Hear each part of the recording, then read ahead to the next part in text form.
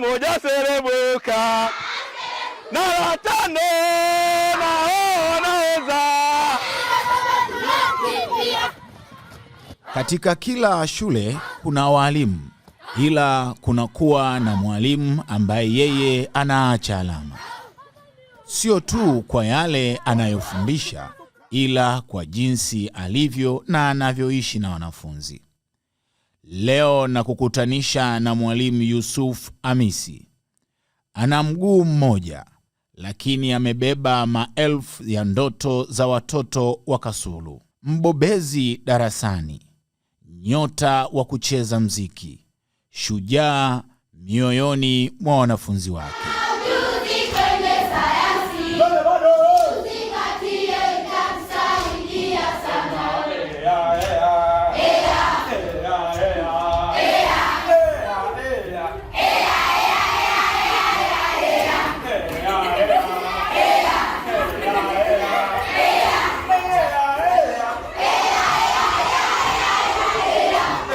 Anatembea kwa nguvu, si kwa miguu miwili, bali kwa mguu mmoja na moyo wenye nguvu kuliko wenye miguu miwili. Baada ya uvimbe uliomsumbua kwa muda mrefu na madaktari kushauri akatwe mguu, akakubali. Wengi kitendo hicho kingewarudisha nyuma na kukata tamaa, ila sio kwa Yusufu. Mimi naitwa Yusufu Hamisi Ibrahim. Kwa mtu ambaye anakuona siku hii ya leo, labda historia yako fupi, umezaliwa wapi, umekulia wapi na elimu yako? Mimi ni mzaliwa wa Mtwara, nimezaliwa Mtwara, kijiji kimoja kinaitwa Diimba, lakini pia baada ya hapo nikaja nikasomea Dar es Salaam ambako mamangu alipata kuolewa. Kwa hiyo elimu yangu kuanzia msingi, sekondari mpaka chuo nimesomea Dar es Salaam. Baada ya hapo nikawa najitolea mashuleni sababu nilimaliza kozi ya ualimu. Nilivyomaliza ualimu nikawa najitolea mashuleni.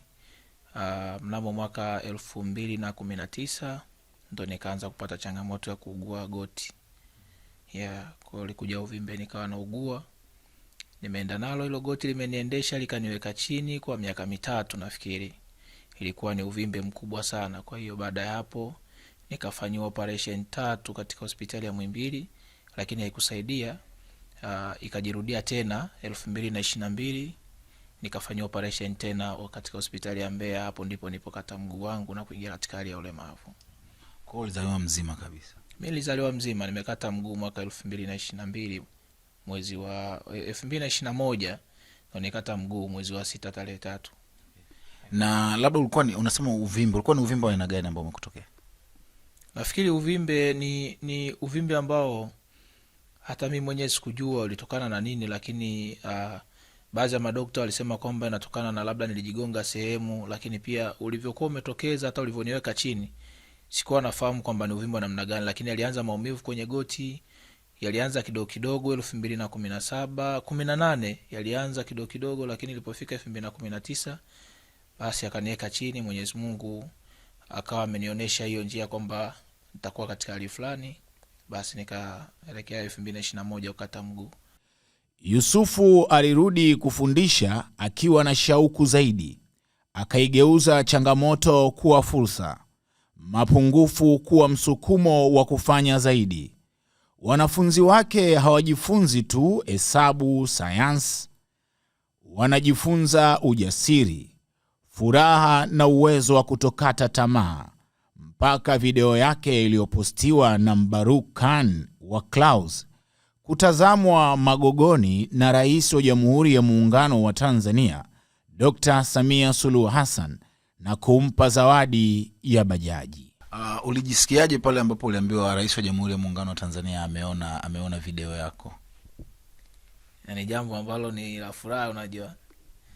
Yaani Mheshimiwa Rais kwanza unafikiria kwamba walimu tuko wangapi Tanzania, lakini mpaka anafikia kutazama walimu kazi wanazozifanya, unajue Mheshimiwa Rais hapo amethamini kazi ambazo wanafanya walimu. Kwa hiyo nilijisikia furaha sana. Ile siku nilijisikia furaha, yani ilikuwa furaha ya hali ya juu, sababu nilikuwa siamini kwamba Mheshimiwa Rais anaweza kupongeza katika kazi ambayo anafanya. Sio kwamba hawezi kupongeza, lakini ana kazi nyingi sana za kufanya katika nchi yetu ya Tanzania. Kwa hiyo mpaka anaona kuna mwalimu fulani anafanya hivi, kwa kweli ni jambo la kumshukuru Mwenyezi Mungu Subhanahu wa Ta'ala.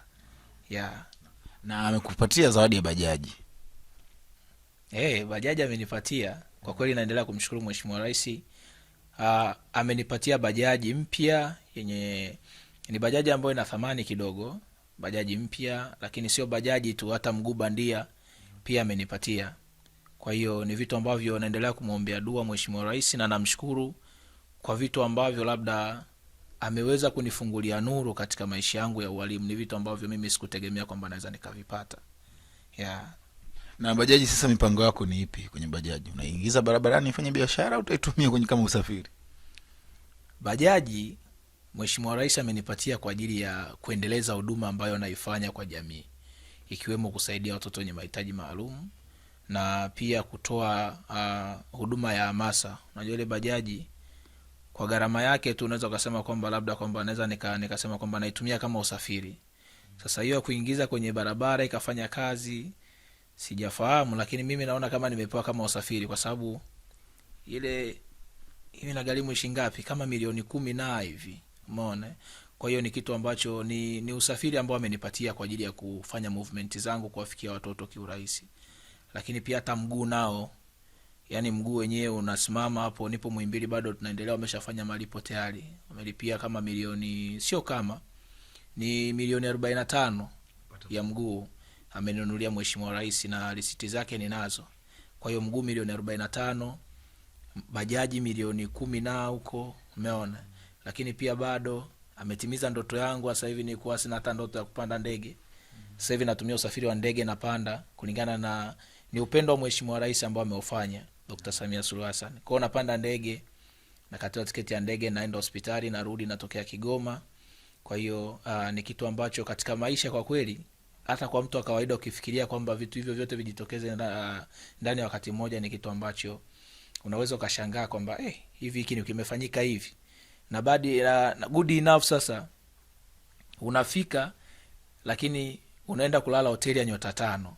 Umeona? Yaani unafikia sehemu unajua unaenda kulala guest, kumbe unaenda kulala hoteli ya nyota 5. Kwa hiyo Mheshimiwa Rais kwa kweli amefungua katika maisha yangu, amefungua kiasi kikubwa sana nuru. Kwa sababu kukaa katika hoteli ya nyota 5 unafikia sehemu na usema sasa hivi mimi ndo nafikia hapa kweli. Ukiangalia maisha yako ni mwalimu, lakini hii yote ni kutuheshimisha sisi walimu na kuonekana kwamba tuna thamani ndani ya taifa letu la Tanzania.